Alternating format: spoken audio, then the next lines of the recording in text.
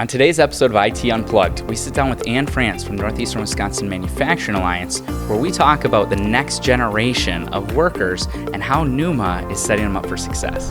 At M2 Technology, we're on a mission to make IT accessible to everyone. Join us on our journey to demystify the ever-evolving world of business technology. Are you ready to get unplugged? Welcome back to IT Unplugged. I'm Brandon. And I'm Ann Franz. And I'm really excited to talk to you today because you founded the Northeastern Wisconsin Manufacturing Alliance. And you've done such an amazing job growing this and building it, making such an impact. I'm really curious, how did this all, become what it is today? Yeah, it's amazing. It's been 19 years. Wow. And so I was hired by Northeast Wisconsin Technical College to fulfill a grant it had with the Bay Area Workforce Development Board.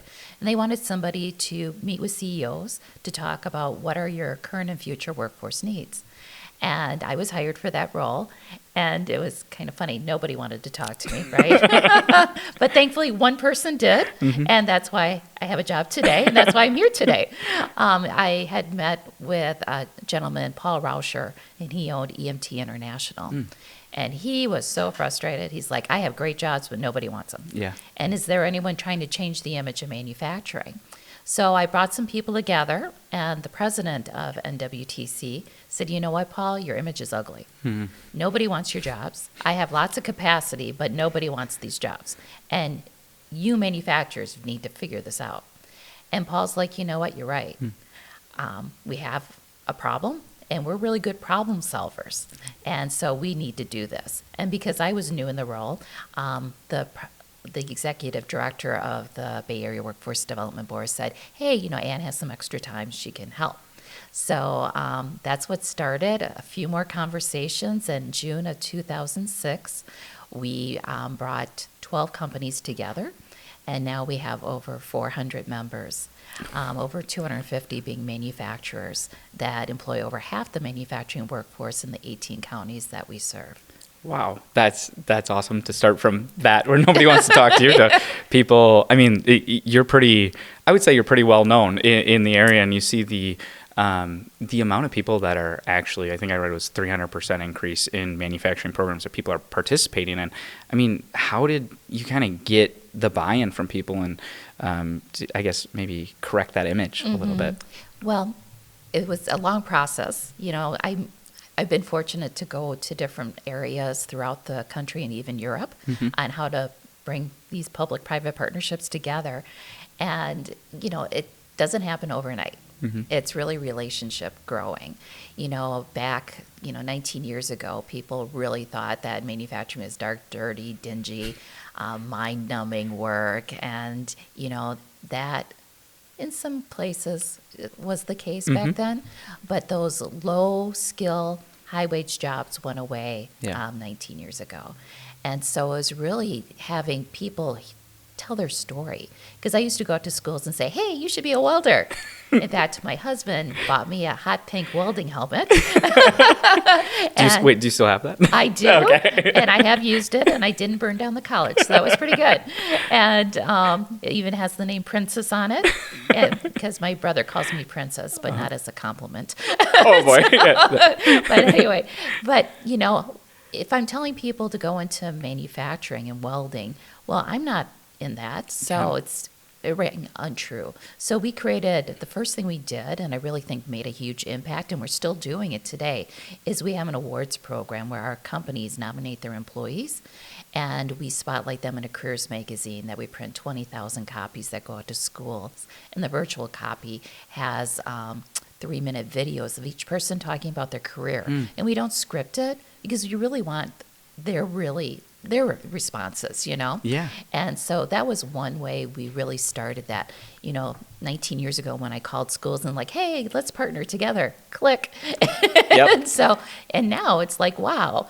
And so really working with the colleges and helping them understand what are those current and future workforce needs has really been huge. Yeah, that's so interesting that you say that too. 23% of manufacturing being that engineering. And I'm kind of curious, I feel like Northeast Wisconsin has become like a globally recognized hub for manufacturing. How did we get there? Why Northeast Wisconsin? Yeah. Yeah. You know, Paul Rauscher, when I first met with him, he was just like, "Rah." He's like, we are a global center. And one day we're going to stick a flag into the ground and say, we're a world-class manufacturing center. And about 10 years ago, we did that because we really are. Yeah. What's so unique about Northeast Wisconsin is that we're so diversified in manufacturing sectors. So from food to machine builders to print to plastic to paper. And so that's what's unique about our area is that we're not just, Detroit, where when the auto industry goes down, everything goes down. And, watching a football game, you see the guys drinking Gatorade bottle, Yeah. and that's made right here. And then also the Navy buys ships here. Yeah. So, we really are a globally recognized region. Yeah, I love it. And as somebody that walks into businesses and manufacturers and sees what they create, and like they're in our backyard and you don't even know, one place, it was kind of funny. I'm like, oh, what is this part for that you guys are mass producing? Like, that's for Tesla's vehicles. I'm like, wait, what? You guys are creating like Tesla's vehicles? You're like, yeah. It's like, how? You're up in this random place that I had no idea that you're doing something on this scale. Right. And then you walk in and it's pretty neat to see. And Wisconsin Aluminum Foundry makes a part for the space station. Yeah. So we're not just globally, we're in the universe. Yeah. We're in space. Exactly. Well, I kind of want to take a step back to the education piece for a second because, the Alliance has raised over $600,000 for scholarships for students that are going into manufacturing. And, as a previous teacher, I think what you say resonates so much where, as a business teacher, you'd say, hey, there's these great jobs out here, that are going to pay you really well. You can start right away. You get an apprenticeship. You don't have this college debt. And they're like, well, why don't you do it? You know what I mean? And I didn't have my own story for it. So, now I see this where there's signings for students that are like getting out of high school and signing with a company immediately, kind of like an athlete would do. And, I guess, sorry, I kind of went on because it's really neat to see. But, how has I think the ability to, give scholarships or funding to these students and like raise awareness, like how important is that to the Northeastern Wisconsin manufacturing? It's so huge because we don't want anyone to say, well, I would like to go into manufacturing, but I can't afford it. And so we first started out with $4,000 in college scholarships. Ooh, and I was really like nervous. Oh, I hope the check doesn't bounce. And now this year we're giving $65,000. And so, over the course of time, over $600,000 has been so gratifying. And one of the things that I love that we do in terms of giving that money is we have a big internship job fair called Internship Draft Day at Lambeau Field. And last year, I had over 200 college students from all over Wisconsin and the UP come. They see their name on a draft board based on their student club participation and GPA. And then they get interviews, prearranged time slots to interview with companies they want to internship with.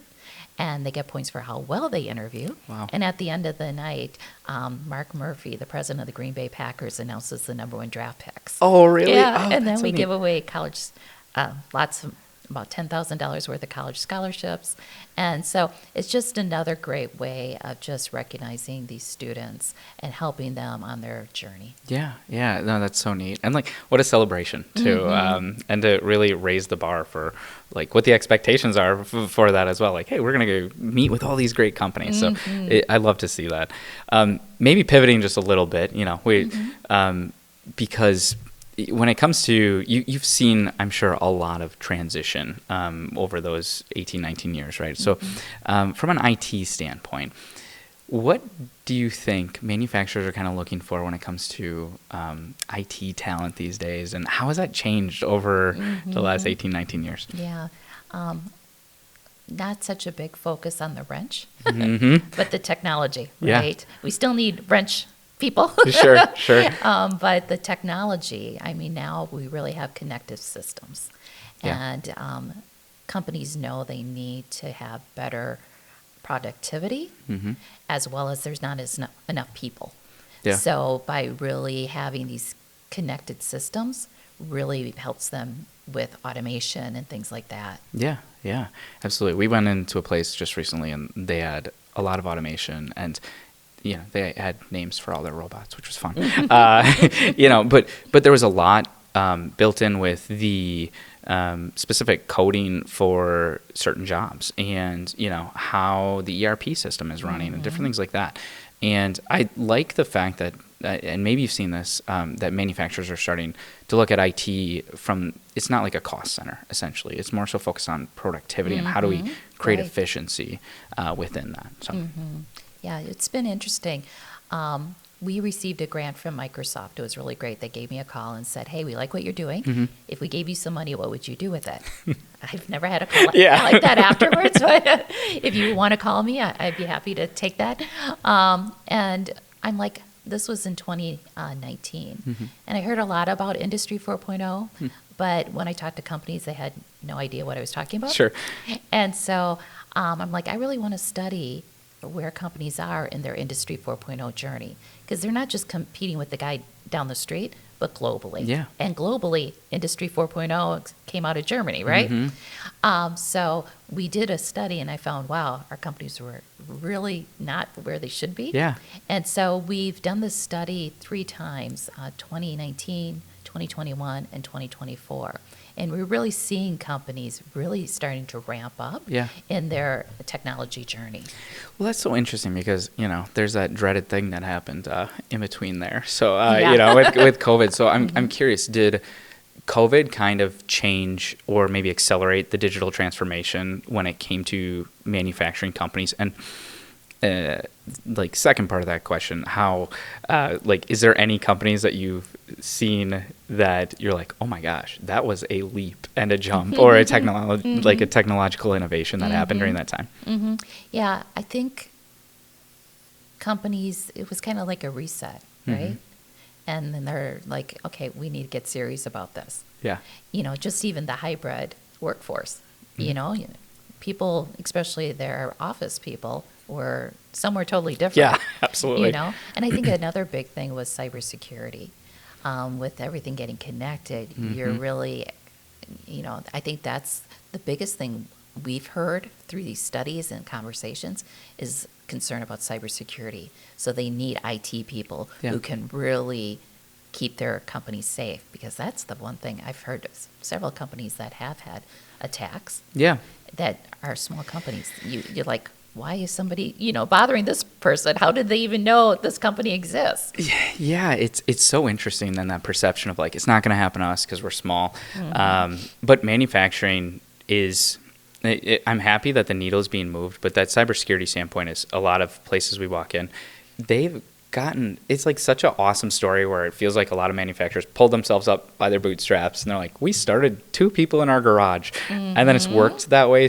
But the cybersecurity aspect's been in the back of their mind, and it's starting to come forward because they're saying oh man, this company they don't always have to disclose it, right? So it's we were out and this guy told me he got hacked, and this guy over here told me they got hacked. And then you start realizing, you're like, oh my gosh, all these different places are having the same issues, and we're seeing it be more of a, hey, we don't know exactly what we need to do because maybe we haven't done a ton in the past, but what's our first step? And it's cool to see companies take that, because it's not always the thing that's going to drive their revenue forward, but it's not always about driving revenue. It's also protecting the revenue you have.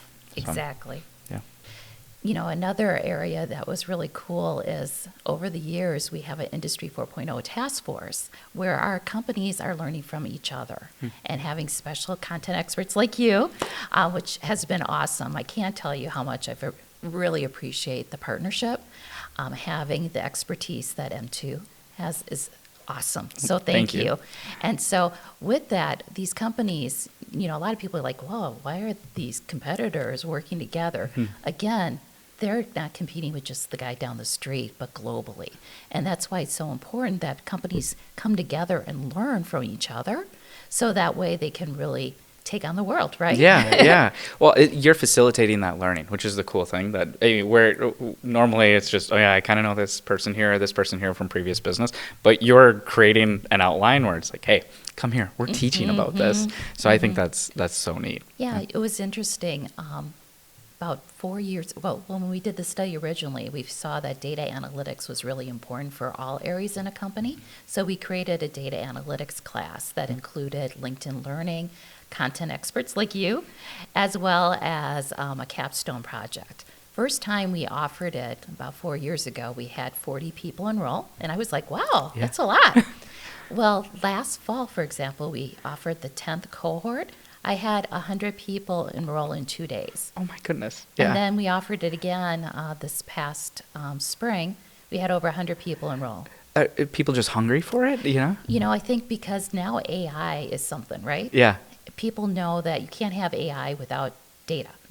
And garbage in, garbage out, right? Yeah, yeah. So I think there's such a focus now on companies really understanding that they need this data. And, you know, we have so much information.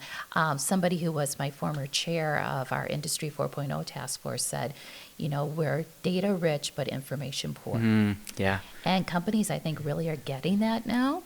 And so when we did the study recently, we just saw such a significant increase in IoT, Industrial Internet of Things, Yeah. IIoT. And so, again, they're getting all this data, but what do I do with it? Yeah, yeah. And I mean, it's so valuable, the data, and whoever's first to organize it and draw conclusions for it and execute off of it is going to win. Yes. We're finding that in other areas that we're working, like agriculture. You know what I mean? Right, We're like, yeah. we have so much data, but we don't know what to do with it. And the interesting thing is places that, like larger places, are interested in getting that data from some of these even smaller agriculture places or manufacturers. So yeah, I could see how that'd be a big focus. When it comes to kind of, I guess, like IT leaders, what do you think is one or two things that they could do to best support manufacturing right now? Yeah, I think listen. I think sometimes they know, but they don't know. And really hearing their external customer as well as their internal customer, I think is a huge thing. And to learn from one another. Yeah. Again, we shouldn't be so myopic and like, oh, you know, I can't, you know, work with anybody else because I'm, you know, that competitive advantage. Again, they're competing globally, these companies. And so working together with other companies, then they both win. Yeah. Oh, I love that. Especially that shift to global competition, because you walk through these manufacturers and some of them are so busy, and it's just wonderful. Like they're all busy. So yeah, I think hey, it's not Jim next door that I'm worried about here. It's, you know, somewhere else globally. So I just love that. So kind of talking about innovations, AI and stuff, you have your own podcast. Can you tell us a little bit about that? And then also, like, what are some of the cool things that you've experienced or seen or that get you excited when you're interviewing people and the things that they're talking about? You know, one of the best parts of my job is I get to meet so many cool people. And I know all these great stories, but I want others to know. So a few years ago, I approached Insight Publications. I'm like, we really need to do a podcast. Yeah. And Brian Rasmussen, the owner at that time, was like, yeah, thanks. I don't think, maybe someday, Ann. You know, he never says no to me. He just says maybe sometime. Lets you down easy, huh? Yeah. But he actually knew a year later, I said, hey, we should really look at this podcast. And at that time, he's like, yes, because he was selling his company to Woodward Communications. Okay. And so he's like, oh, they have a studio. They have, you know. So we have been wonderful partners with Insight Publications. And Kate Bruns, who's the editor of Insight on Manufacturing. So a little bit over a year ago, we started New Manufacturing Insights, and it had guests that are mostly manufacturing companies, like Dan Ahrens and Alex Lawton, and, you know, hearing their stories. There's so many generational companies here. Mm-hmm. Alex Lawton was saying that, they've been in business 150 years. Wow. Isn't that crazy? Yeah, in the it same is. family. Yeah. And they have on a wall the pictures of the former presidents. So he goes, these are kind of like the ghosts. And what are the ghosts thinking we should do? And all these generational companies that we have here, it's just amazing. Mm-hmm. And then, just all talking about the great products that are made here too. Yeah. So that has been really fun. I love, love, love doing the podcast and being able to spotlight so many amazing people. Yeah. It just learning about people's stories is so much fun. Just even as somebody gets to do this every once in a while, And one of the events that I came to recently for yours, I believe it was Stryker talked about the generational, legacy of their company and how it was just so neat to hear about. Hey, this started in a garage by my grandpa. Yeah. And I'm like, oh my goodness. And now you're, doing these amazing things for huge companies. That's the stuff that's like to be celebrated. And probably also brings back to like that talent aspect of people want to work for companies that have strong culture and like they can feel like they're being a part of it. So, even a student coming out and going, oh my gosh, like what are they doing? It's a neat thing to see. It really is. Yeah. So we were kind of talking before the podcast, before it was rolling a little bit about AI and, there's like the surface level AI. Oh yeah, I can kind of use some Anthropic or ChatGPT. And then there's like that deep level AI that might be more so suited for a lot of the manufacturers that are out there. And with you facilitating some of that learning, like how do you find resources that are experts in those areas and, like really get into the nitty gritty? Yeah. Again, I have such a large network of great companies that are members like yours, M2. And then our companies have some amazing talent where I can have a leader from Sargento talk about how they're using AI or BW converting solutions, their international person. So, that is just, I'm so fortunate that I have such a wealth of, I always say I'm nobody, but I know a lot of somebodies. And that's what our companies can really take advantage of, all the companies that I know. Yeah. Well, you're a wealth of knowledge and, you say, a lot of people, but like you're in here learning it all the time and stuff. What are the things that are getting you personally excited in the future here when it comes to maybe the state of manufacturing and then also technological advancements that might be happening on the forefront of manufacturing? Well, manufacturing is alive and well in Northeast Wisconsin. And it's interesting, back 19 years ago when I started this, there was a report, an economic study for this region, and it said that we should really try to get away from manufacturing. Can you imagine? I cannot. What? Thankfully, the city leaders and other organizations said that's not a good idea. Yeah. And so manufacturing, again, is really strong. And we are so diversified, as I shared before, that every industry sector has its ups and downs. But because our area has so many of those different sectors, we can really can really help ourselves in terms of not putting all our eggs in one basket, right? Yeah. And so that has been so huge. And now with technology coming down in price, sensors used to be really, really expensive. Now companies, for hardly anything, can put these sensors on their machines and start getting that knowledge and data to make decisions about, preventative maintenance, for example. Yeah. So I just think our area is just really set. And I just heard a recent report that we're keeping people more than losing people from our area, more so than any place in the country. Wow. And so because we have such a stable economy, because of our strong manufacturing. Yeah. Well, I will just say that as somebody that's come into this area over the last 2 years and, kind of more so in a sales marketing sense for M2, I meet with a lot of people that go, where should I dedicate some of my time? It's like local chambers, yeah, they're great and stuff like that, or they're looking for places to go, and your name always comes up as one of the spots. I'm like, should I not? And I would just say like yes for all the reasons that we talked about today, but then also there's a real community that's built into what you've built, with Northeastern Wisconsin Manufacturing Alliance, and there's also value being created all the time, which is so neat because sometimes you're going to something and you're the one that's, it's like they need you there. And like, I feel like Northeastern Wisconsin Manufacturing Alliance, you're like sucking people in and they're like, I need to be here for this. So if anybody's on the fence, I would just say, join and figure out what it's all about. We have 9 task forces. I have no committees because I've been, a part of committees that just sit around a table and never do anything. Sure. So we only have task forces. But I have over 200 volunteers. And I always say, all the really good ideas are not mine.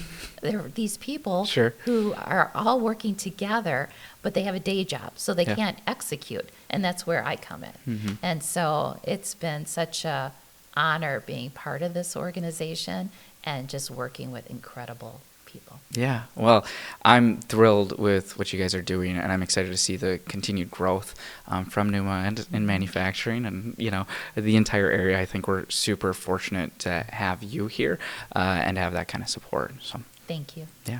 And if you are interested in NEWMA, IT, anything related to that, make sure you check out the website for NEWMA. Reach out to Ann. We'll put some contact information below. And thanks so much for listening.